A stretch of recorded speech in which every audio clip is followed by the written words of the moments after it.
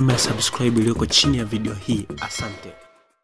Mpenzi mtazamaji wa Bongo One Media, karibu tena katika dawati letu la michezo, tukizidi kukuangazia taarifa na habari mbalimbali ambazo zinajiri ndani lakini pia na nje ya Tanzania.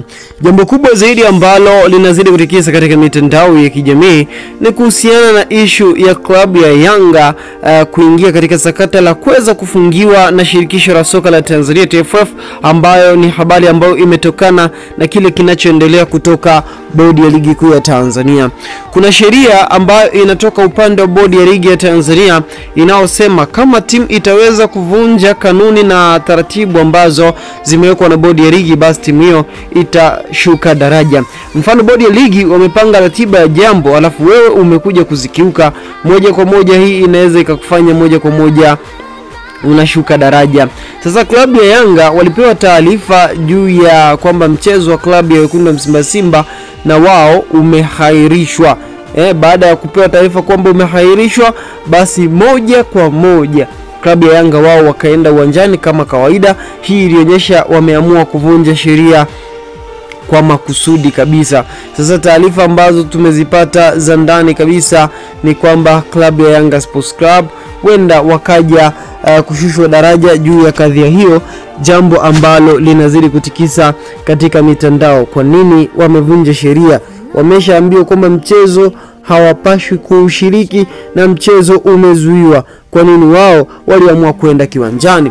Tukisoma taarifa jinsi ilivyo alafu kisha na yale yanayoendelea, maana klabu ya Yanga Sports Club wameishtaki, inadaiwa kwamba wameishtaki bodi ya ligi pamoja na TFF kunako mahakama ya usuluhishi wa kimichezo kimataifa yani CAS, japo ni taarifa ambazo bado zina ukakasi ndani yake. Nikianza na taarifa ya kwanza iko hivi: bodi ya ijibu Yanga hakuna alama tatu za bure. TPLB imeijibu klabu ya Yanga kwamba hawawezi kupata alama tatu katika mchezo ambao haukuwepo kwa kuwa ulihairishwa kwa kufuata kanuni. Nadai kwamba bodi ya ligi wao kuhairisha ule mchezo walifuata kanuni. Kwanza, kulikuwa kuna viashiria vingi vya vurugu na ukosefu wa amani, na kile kitu ambacho kiliendelea baada ya Simba kuzuiwa, ilionekana kwamba hata kama mchezo ungechezwa usalama ungekuwa ni hafifu. So kufuatana na hicho, kanuni zinaruhusu bodi ya ligi wao kuamua kuahirishwa mchezo. So Yanga wao kwenda uwanjani walikiuka kile ambacho kimesemwa na bodi ya ligi, na adhabu yake ni milioni 5 pamoja na kushushwa madaraja. Ndio habari kubwa. Au wanaweza wakapigwa faini ya milioni 5 lakini wasishushwe daraja. So ila vyote kwa pamoja vinaweza kutokea. Lakini pia habari kiendelea hivi: nimeambiwa kwamba wameambiwa wasubiri tarehe mpya ya kucheza mchezo dhidi ya Simba Sports Club ambayo itatangazwa kama walivyosema awali. Hakuna alama tatu za bure mezani. Yanga yaambiwa yaweza kushushwa daraja kufuatana na kifungu cha 45 ibara ya 18. Hiyo ni ligi na hiyo ni kifungu katika kanuni za ligi na mambo mengine kama hayo. Bodi ya ligi kuu imeijibu klabu ya Yanga barua ambayo ilikuwa pamoja na mambo mengine inataka ipewe alama 3 na mabao 3 kama ilivyokuwa barua yao ya kwanza ndani ya klabu ya Yanga kwenye mchezo uliohairishwa wa tarehe 8 Machi 2025. Katika barua ya tarehe 16 Machi 2025 yenye kumbukumbu namba TPLB CEO 2024-625, bodi inasema mechi ilihairishwa kwa kufuata kanuni na wala sio kwa sababu ya Simba Sports Club waligomea kama ambavyo Yanga walisema. Katika barua hiyo ya bodi yenye kurasa 3 zenye vipengele 12, bodi imewaambia Yanga mchezo ulihairishwa rasmi saa 8 mchana. Baada ya hapo hakukuwa na taratibu zozote kuhusu mchezo huo ambazo ziliendelea, na kwamba maafisa wote wa mchezo ambao walikuwa wakifanya shughuli za mechi katika uwanja wa Benjamin Mkapa waliondoka isipokuwa wale wa usalama pekee. Hakukuwa na taratibu zozote za mchezo zilizoendelea kama zinavyoelezwa kwenye kanuni 17 ambazo zilifanywa ili kuipatia timu iliyopo kiwanjani alama 3 na mabao 3 kikanuni, ikiwemo kukagua timu hiyo. Inasomeka sehemu ya barua hiyo ya majibu kwa Yanga Sports Club: klabu yako inapaswa kuelewa kwamba kanuni za ligi kuu namba 17 ibara ya 45 haisemi popote kwamba klabu mgeni visiting team inapaswa kuwasiliana na wadau wengine ili kutimiza takwa la kikanuni na la wao kwenda kufanya mazoezi kwenye uwanja wao, kwenye uwanja ambao utakochezwa mechi. Inasomekana barua hii ya bodi ya ligi. So Simba hakuwa na lazima wote wa kuijulisha Yanga kwamba tunakuja kufanya mazoezi, kama ambavyo walizuiwa kwamba hawakutoa taarifa. So kikanuni ni kwamba hakuna sehemu yote walikuwa wanalazimika kutoa taarifa. Yanga wao wanadai kwamba Simba kutoa taarifa kwamba watakuja kufanya mazoezi, lakini kikanuni hakuna sehemu yote ambayo inawalazimu Simba kuweza kutoa taarifa, lakini wao kufanya mazoezi ya mwisho kabla ya mchezo iko kikanuni, japo ni utashi wa mtu, wengine wanaweza kama wasifanye. Bodi aidha imesema waliita kikao cha dharura cha kamati ya uendeshaji na usimamizi wa ligi baada ya kupokea ripoti kutoka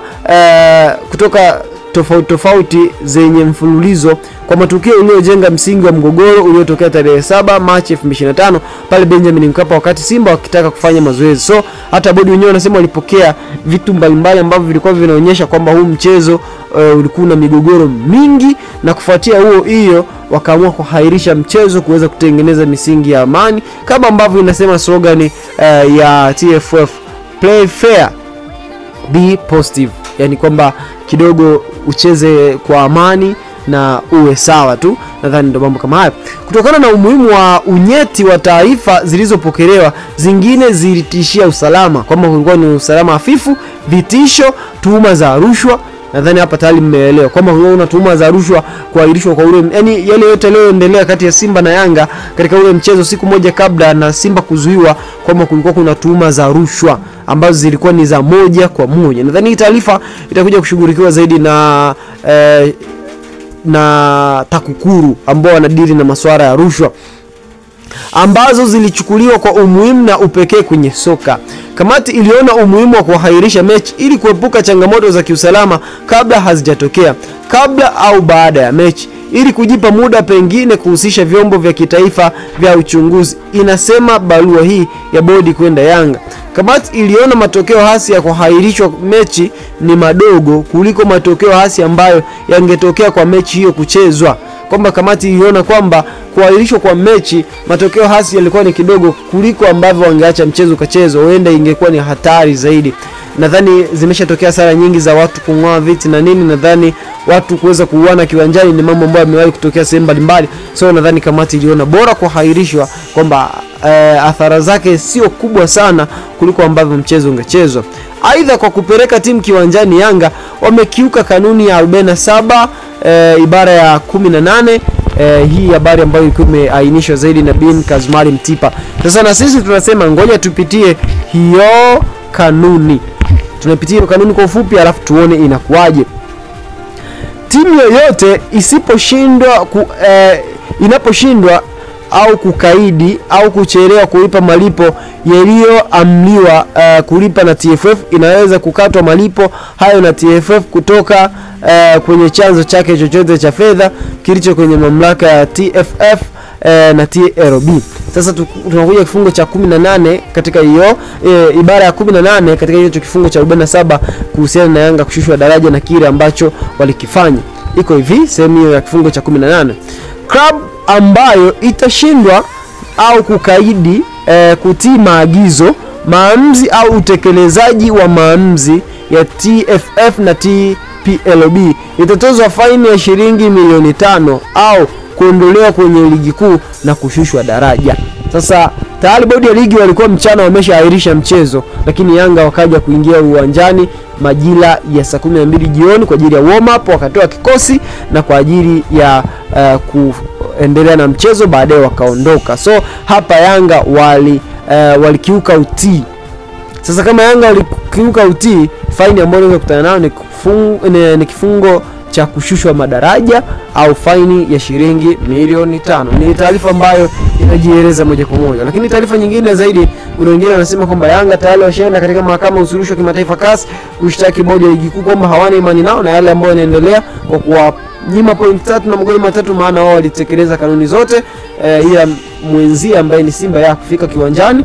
Lakini wengine wanasema bado Yanga hawajaenda. Yaani kila mmoja, kuna anasema Yanga wameenda, kuna wengine wanasema Yanga bado hawajaenda. Lakini unaona viongozi wa Yanga wameendelea kusisitiza na kuweka mgomo kwamba wao mechi ikipangwa hawataweza kushiriki mechi hiyo. Yaani msimamo wao umeendelea kuwa ule ule kwamba hawapindishi kitu, hawabadilishi kitu. Wao msimamo wao ni ule ule. Hawataweza kushiriki mchezo mwingine wa namba 182 kati yao na watani zao wa jadi upande wa Simba, ambao mchezo huo ulihairishwa na bodi ya ligi tarehe 8 ya mwezi wa 3 mwaka 2025. Taarifa hizi unazungumziaje na swala hili na sakata hili kwa ujumla? Unaweza kushare katika upande wa comment section. Tukutane wakati ujao panapo majaliwa. Asante.